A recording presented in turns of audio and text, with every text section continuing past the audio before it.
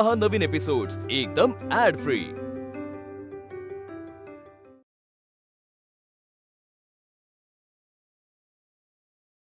ताई ताई काय हो काय? अहो काय झालं? अहो मला तुम्हाला काहीतरी महत्त्वाचं विचारायचंय म्हणून धावत आले। काय झालं पण? हे बघा, हे काय दाखवताय मला? अहो हेच ना वृत्तपत्र, यालाच म्हणतात ना। हो हा मग भाऊजी आणि हे ह्यावरच काम करतायत असंच तुम्ही काही म्हणत होतात। नाही बरोबर आहे, हा पण मामूंजींना ह्यांना वाचताना पाहिलंय ना मी, तर चित्रावरून तरी मला ते हे असं धरतात असं वाटतंय। अगं बाई, म्हणजे उलट धरलं का मी? बहुतेक। पण मग हे असंच काहीसं सुरू करणार आहेत का ते?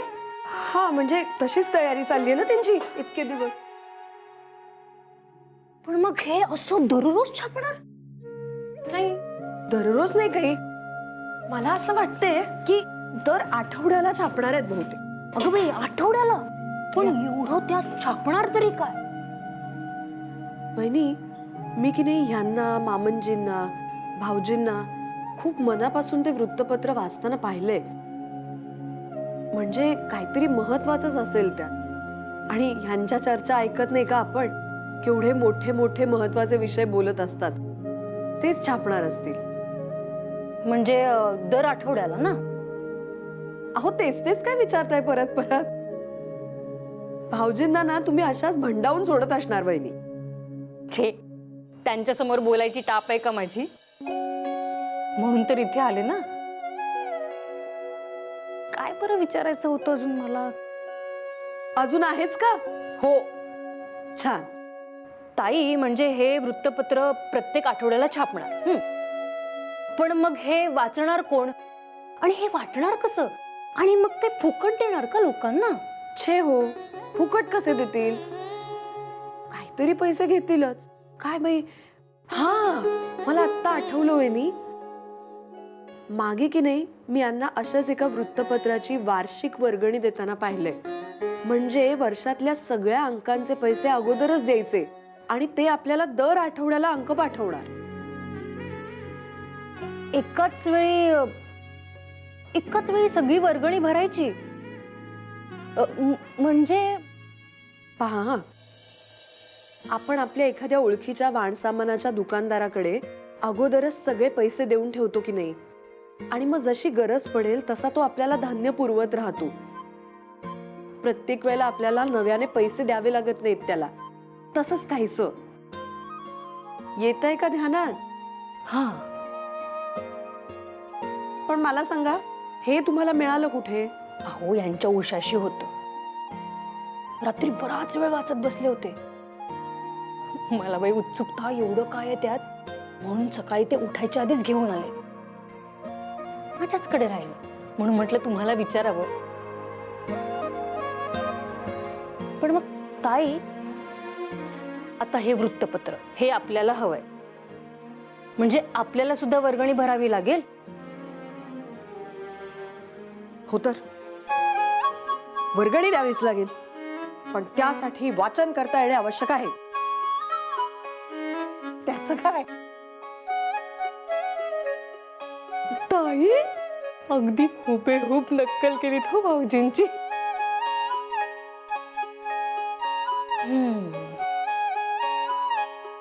हा कळीचा मुद्दा आहेच हो। नाही ते वाचन तर यावं लागेल ना, पण मग मला असं वाटतंय की या प्रश्नाचं उत्तर तर भाऊजीच देऊ शकतील। आणि मला अशी शंका येते की बहुधा त्यांनी तुमची शिकवणी अगोदरच मनावर घेतलीये। काय खरं की नाही?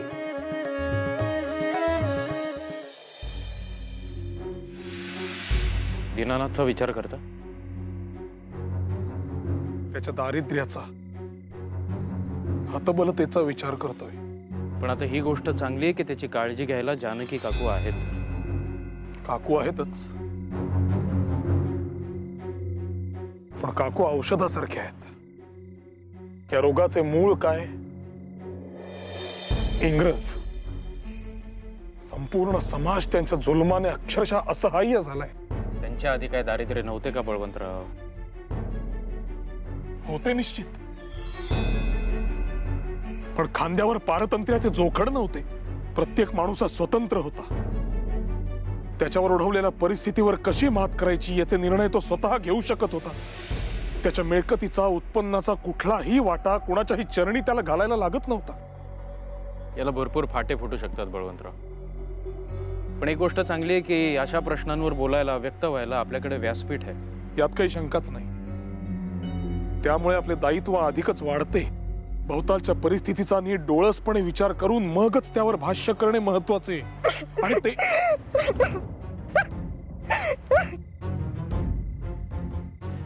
वाचवा, कोणी आहे का? माझ्या मुलाला वाचवा. हो, Who is that? Why have you come here again? Get lost! माझा मुलगा आजारी आहे. हो, त्याला तुम्हीच वाचवू शकता. माझ्या मुलाला वाचवा. Get lost! How many times should I tell you? Do not show up. If you come here again, then असं नका करू. माझ्या मुलाला वाचवा. if you utter a single word from your mouth again, I won't be responsible for the consequences. Balwantrao, ताई उठा.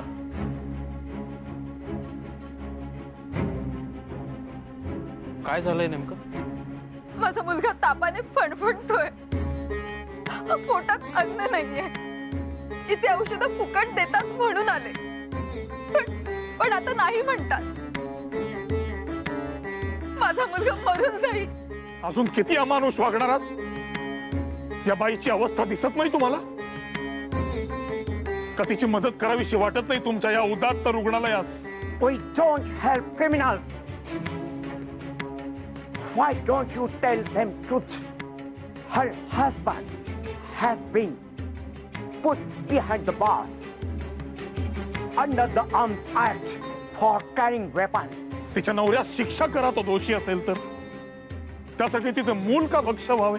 जितके तुमचे कायदे जुलमी आहेत, तितकेच तुमचे वागणेही अराजक माजवणारे आहेत. लाज वाटायला हवी तुम्हाला. राहू द्या बळवंतराव, यांना काही पाझर फुटणार नाही. ताई, माझे ऐका. इथून 4 घरं सोडून उजवीकडे गेलात की शेवटचे जे घर दिसेल ते आमच्या वैद्यांचे आहे. त्यांना माझे नाव सांगा. ते तुमच्या घरी येऊन तुमच्या मुलावर इलाज करतील. जा. अहो पण ऐका माझे, वेळ दौडू नका. बळवंत टिळक नाव सांगा. जा. तुमचे उपकार कसे? ताई ताई, आता तुमच्या मुलाचं आरोग्य व्यवस्थित होणं गरजेचं आहे. तुम्ही या.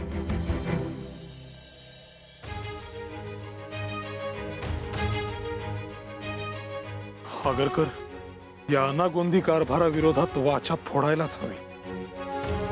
आणखी विलंब करून चालायचा नाही. जे घडतंय त्याचा विरोध करणारे कोणीतरी आहेत हे आता समजायला हवे. जनतेलाही आणि सरकारलाही.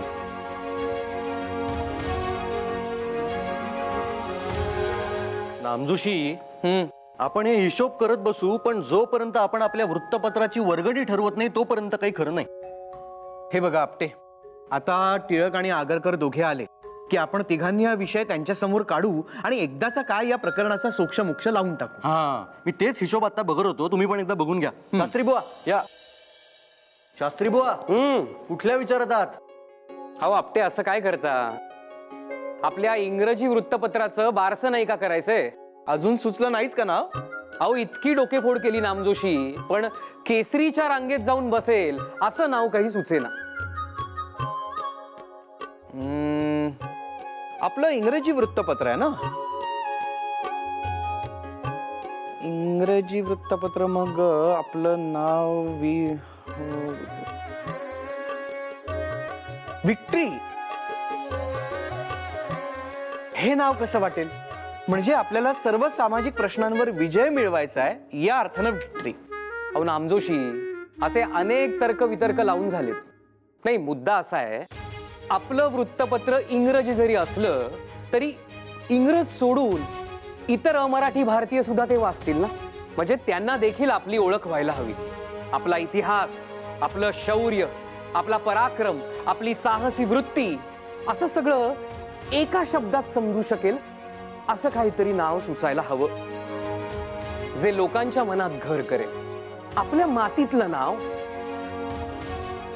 मराठा.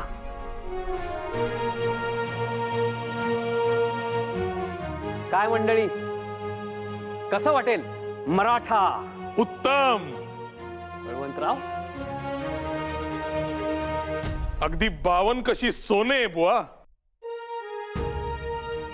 वा, काय नाव सुचवलंय शास्त्री बुवा, मराठा. छत्रपती शिवाजी महाराजांनी ज्या हिंदवी स्वराज्याची स्थापना केली त्याचा अभिमान म्हणजे मराठा. आणि तीच जबाबदारी या वृत्तपत्राच्या माध्यमातून आम्ही आमच्या खांद्यावर घेतो असं अधोरेखित होईल. अगदी अगदी चपखल. मराठा मला तर खात्रीशीर नाव वाटते. तुमचे काय मत? अहो, केसरी आणि मराठा उत्तम. दोन्ही सिंहाची नावे वाटतात. फारच शक्तिशाली नावं आहेत ही. पण या नावांना साजेचं कार्य आपल्या हातून घडावं याचं दायित्वही वाढलेलं आहे. होणार म्हणजे होणार, खात्री आहे. आणि या सगळ्यासाठी आर्थिक नियोजन पण जुळलं पाहिजे ना. मी तोच सगळा हिशोब करत होतो. म्हणजे आता आपण एवढी मोठी रक्कम कर्जाऊ घेतली खरी, पण ती रक्कम फिटणार कशी त्याचं सगळं गणित मांडलं पाहिजे ना. आता जर का आपण 10 रुपये वार्षिक वर्गणी धरली, त्यात अजून वर्गणीदार किती मिळतील हे काही नक्की नाही, पण तरी आपला सगळा खर्च वगळून व्याजदर लक्षात घेता कर्जाची परतफेड व्हायला माझ्या अंदाजे किमान 5 वर्ष तरी लागतील. आता ऐकायला हे सगळं एवढं सरळ वाटत असलं तरी तेवढं सोपं नाही. 10 रुपये हो, तरच 5 वर्षात कर्ज फिटेल ना. मग एक असंही करूया, 20 रुपये वर्गणी ठेवूया. 20 रुपये? काय हरकत काय नाही. उलट आपण अधिक कमी काळात मोकळे होऊन जाऊ कर्जातून. किंवा एक असं करूया, 25 रुपये करूया वर्गणी, 30 करूया. चला, काय आपटे? अहो बळवंतराव, त्यात काय झाले? अहो ते त्यांचं मत देतात फक्त. काय करायचं ते ऐकून? अजून पहिले अक्षरही छापून झालेले नाही. यांचे विचार पैसे आणि कर्ज यातच बुडालेले. या पलीकडे व्यापक विचार करता येत कसा नाही मला आश्चर्य वाटते. अहो, व्यापक विचार आहेत म्हणून आम्ही सर्व इथे होत ना. आणि तुम्ही काहीही म्हणा, हा कर्जाचा मुद्दा टाळता येण्यासारखा आहे का? 4,500 रुपये कर्ज आहे बळवंतराव. थोडा थोडका आकडा नाही हा. कोणाकडून फिटणार आहे हे कर्ज? याच वर्गणीदार जनतेकडून ना.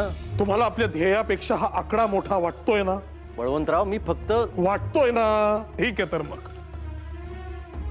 आणि काय म्हणाला वर्गणीदार? काय माहितीये तुम्हाला लोकांच्या आर्थिक स्थितीबद्दल? ते कसे करा. चला या. अहो तुम्ही काय? चला, तुमच्या कल्पनेपेक्षा वास्तव किती दाहक आहे बघायला. चला चला चला चला, निघा. अहो या या या आपटे. बघा या सगळ्या लोकांकडे. कोण आहेत ही लोक? रोजच्या रोज कष्ट करून स्वतःच्या पोटाची खळगी भरणारी जनता आहे सगळी. यांचे उत्पन्न किती असेल नामजोशी? पहा सगळ्यांकडे. या या. हा आपला फळभाजीवाला. त्याच्यामुळे आपण खातो आणि जगतो.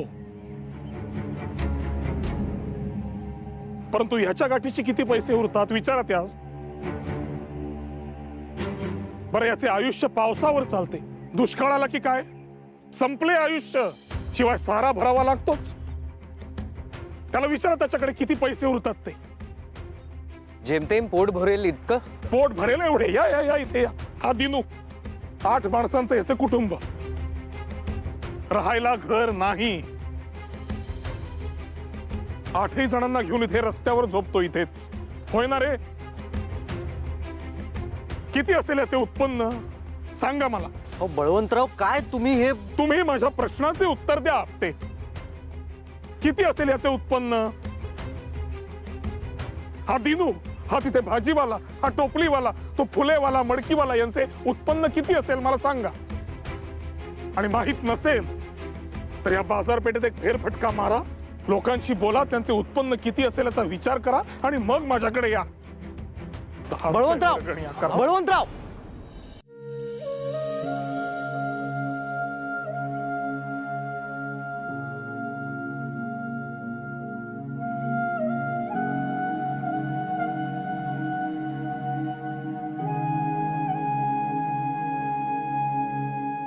बळवंतराव, तुमच्याशी बोलतोय. बळवंतराव, रस्ताभर तुम्हाला हाक मारतो, ऐकू आलं नाही? आणि काय वागणं म्हणावं तुमचं हे? प्रत्येक दुकानदारास विचाराल, हा किती कमावतो, तो किती कमावतो, पूर्ण रस्ताभर हेच चालू होतं. आता आम्हाच काय माहिती, जणू आमचीच परीक्षा. किती लाजीरवाणे वाटत होते आम्हाला. पण हे आमचे ऐकतील तर ना? काय ऐकायला हवे होते सांगा. तुम्हाला माझे प्रश्न तेवढे दिसले, त्यांची उत्तरे दिसली नाही? नाही. आणि मुळात आपल्याला काय त्याचे कर्तव्य? आपटे, काय कर्तव्य? आपण हे वृत्तपत्र सुरू करण्याचे ठरवले तेव्हाची आपली भूमिका विसरलात का? वृत्तीस गंज चढला असेल तर तसे सांगा, आत्ताच्या आत्ता तो उतरवतो मी. या समाजातील सामान्यातला सामान्य घटक, मग तो मजूर असो, गरीब असो, मोठा श्रीमंत धनिक असो, कुणीही असो, त्या प्रत्येकास हे वृत्तपत्र त्याचे स्वतःचे वाटायला हवे.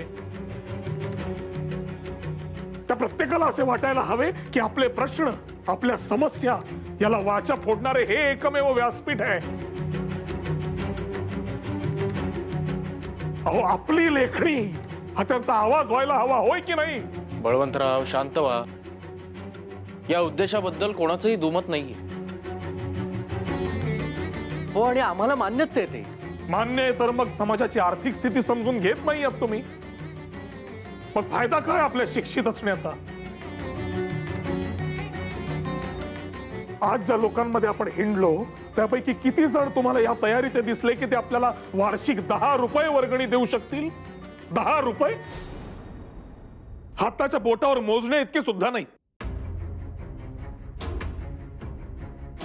ज्यांचे उत्पन्न नगण्य आहे, ज्यांच्या रोजच्या खाण्यापिण्याची भ्रांत आहे, ते आपल्या वृत्तपत्रासाठी वार्षिक 10 रुपये बाजूस काढून ठेवतील.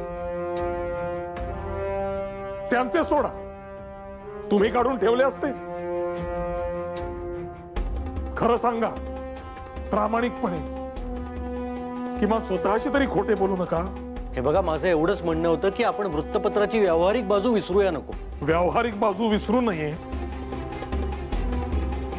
मी माणुसकी विसरून जावी, होय ना? इतर सगळे सोडा. तो दीनानाथ जानकी काकूंच्या खानावळीत काम करतो का? कारण त्याला कोणी ऐत खाऊ म्हणू नये म्हणून तो त्यांना कामात मदत करतो. रोजचा घास जो तो खाईल त्यावर त्याच्या हक्काचे नाव लिहिलेले असावे म्हणून.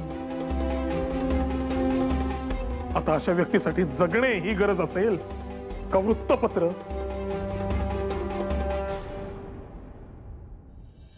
₹10 वर्गणी ठेवताय. बळवंतराव, तुमचे मत कळले, विचारही कळले, पण समाधान काय आहे? विनाशुल्क वाटायची का वृत्तपत्र? माफ करा, पण फुकट मिळालेल्या गोष्टीची किंमत राहत नाही. तुमच्या चर्चेमध्ये मी मध्येच बोलतीये, क्षमा असावी. पण वृत्तपत्र जर फुकट दिलं तर त्याचा केवळ वस्तू गुंडाळण्यासाठी उपयोग करतील लोक. अगदी योग्य आहे वहिनी. त्यामुळे शास्त्री बुवा, नाम मात्र का होईना वर्गणी हवीच.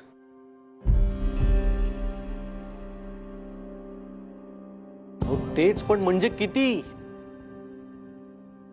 केवळ ₹1. काय? ₹1? अहो, ₹1 बळवंतराव? नाही नाही नाही, माझ्या मते किंमत आपण थोडीशी वाढवावी.